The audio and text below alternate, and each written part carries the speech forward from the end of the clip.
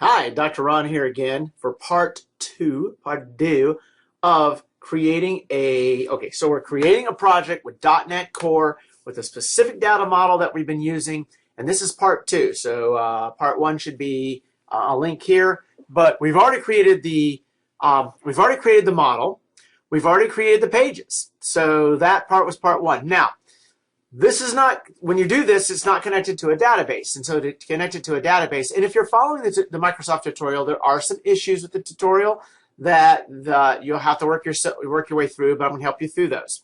So the next thing they do is they say, okay, what we want to be able to do is have the model in the code match the database where it's going to store the information.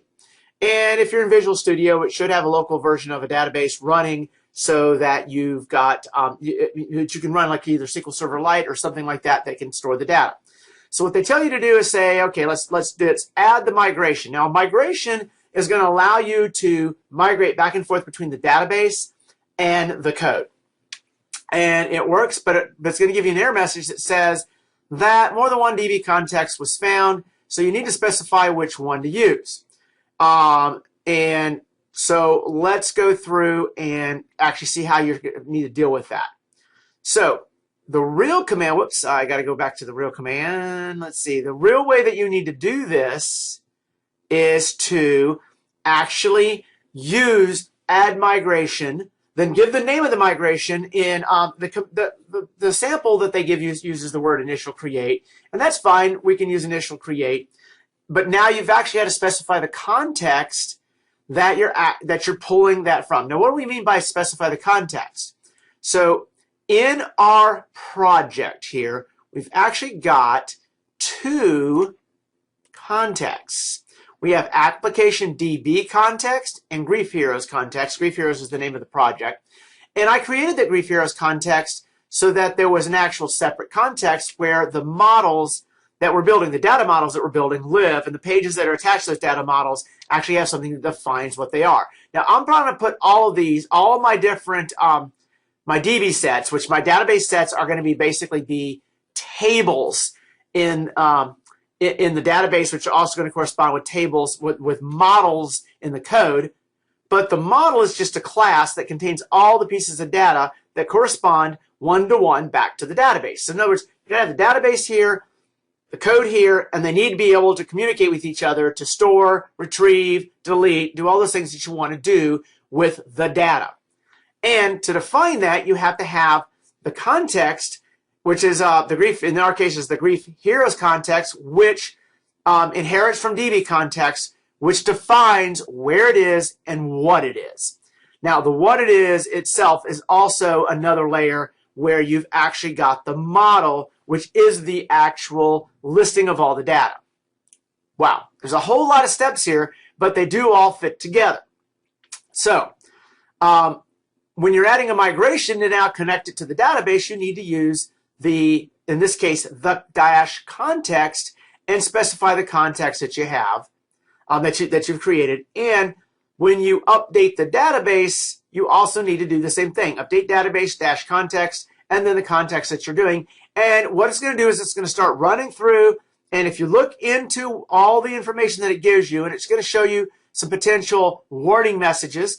Like in this case, I specified a property as decimal, but the decimal didn't have any specific type of SQL Server type that you specified to go with that. And that's kind of a thing. Okay, so you say, I need a decimal type variable over here in my C# code. There isn't necessarily a corresponding decimal type in SQL Server, so it's going to have to make some guesses. Now, you may or may not have to do anything about it, but you may have to do something about it. So in other words, if I'm happy with what SQL Server specifies as its field type, corresponding with the specific data type that I have in C#, I don't have to do anything about that, but I may have to if it doesn't. But you're also going to actually see the command where it creates the database. If you read down here, and it's got an alter, and it goes ahead and it creates the table, it creates the fields, and there it is, nice create table. Now, one thing I want you to note here in the create table, if you know SQL, you notice that all the fields were not null. When I created the data model, all the fields were not null. So in other words, everything's required. Everything's required. So if I run this and I bring it up, so in other words, I go ahead and execute the program and bring it up, and it should be executing over here. Oh, and now I'm actually looking at the thing here saying I can use AI-assisted IntelliCode for completion based on your coding research. Now, I've seen that where it used the AI base, where it actually kind of gets smart about what you want to do with your code. Now, if I go to here, and I actually just want to jump to, let's go to here to create. Now, if I go here to create and I start entering some information, I'm just going to go like this. Now, suppose I leave that blank. Well, these may not be required fields, but guess what? They're required fields here because I told them my default was not null. So I may wish to change that. So, okay, so, but that's another step that we can do later. The beauty of this is if I go to Package Manager, I do have commands. So once you've made this migration, the migration's not set in stone. You have the ability to modify it.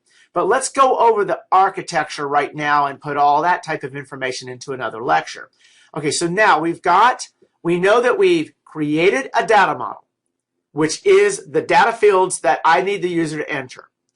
I have gone ahead and used the scaffolding to create the pages that allow me to create, delete, give the details, and we can look at that. I'm going to go ahead and bring this up to give the details and also delete a field from the database. It can do all those things. Now, the default of these is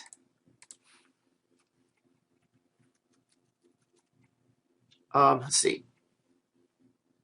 I can even go to edit. So there's my edit, but I can go to the list, and the list actually, so this is the way that it typically shows stuff. And all this is in code. All this can be modified. This is the default that was created when I created scaffolding. Okay, so that whole piece is put together. And I just showed you how to do the two things, which is connected the code, and it created the database. So I'm going back. So it created this database. So there's the table. It goes through, and now the tables are created. Well, here the beauty of this is I can now go, I'm going to pull up SQL Server Management Studio right here, and I have gone ahead and connected to, now it's going to normally be in local DB, MS SQL local DB. This is this guy right here, and I can go over to here and I can say, okay, well, there's my table right here, donation materials, and there's the columns that go with, that are right there. So the columns that I created there in my data model are also sitting right here. ID is a primary key and all the fields. And you can actually see the nvarchar, just nvarchar maxed everything. I don't necessarily need to nvarchar max everything, but I didn't specify it to do anything else. So therefore it didn't do anything else.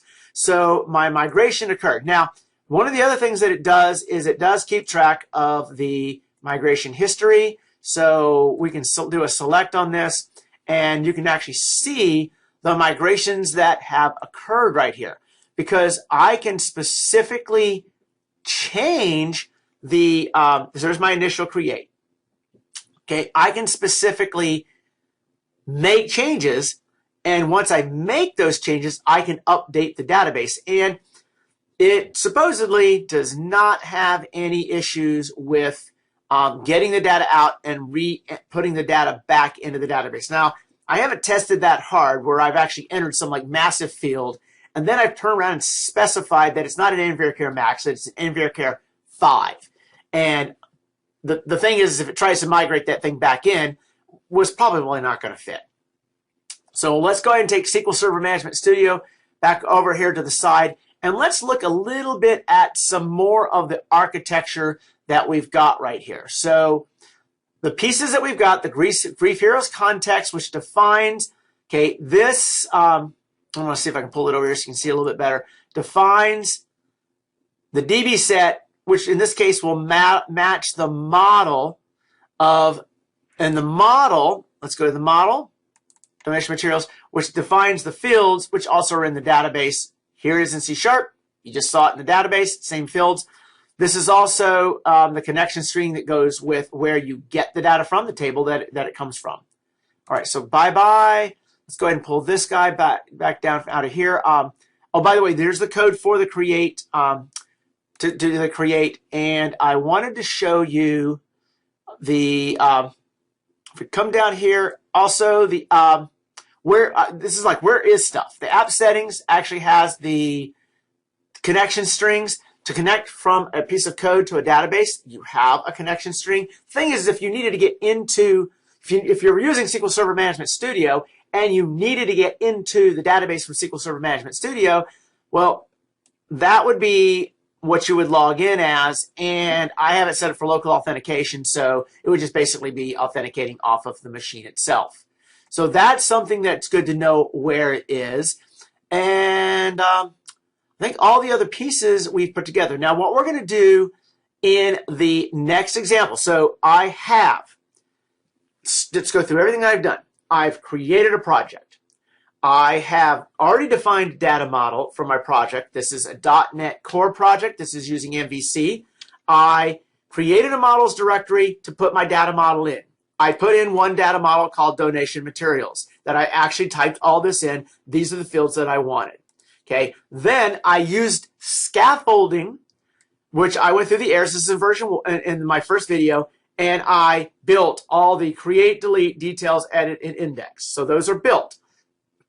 Then I went ahead and I brought up, and okay, so in case you don't know where it is, to get to the PM console, you're going to go ahead and go to the package manager, and you're going to just hit package manager console. So I went to the package manager console, and I went ahead and added a migration. A migration is a thing that defines the migration between the database, how you go back and forth between the database and the code. And then I built the database based on that, and they were both of those had to point with the dash context parameter to the context, the Grief Heroes context that I had created when I built the model and also scaffolded out the entire thing.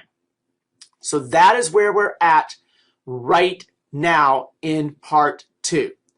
Okay, part 3 coming up. We're going to go ahead and start making changes to the model, and like we're going to take some of those fields. So not all those fields need to be null.